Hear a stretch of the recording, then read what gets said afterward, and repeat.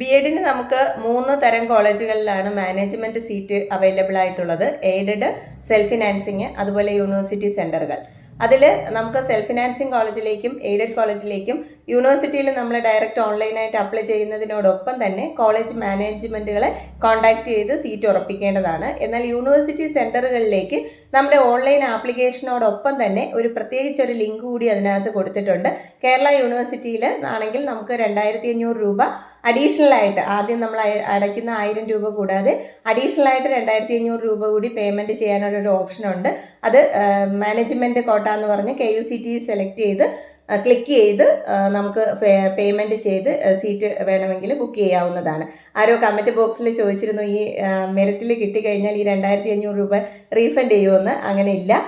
ബാക്കിയുള്ള കോളേജുകൾ self ഫിനാൻസിങ്ങിലും എയ്ഡഡിലും direct നമ്മൾ മാനേജ്മെൻറ്റിനെ കോൺടാക്റ്റ് ചെയ്ത് സീറ്റ് ഉറപ്പിക്കേണ്ടതാണ്.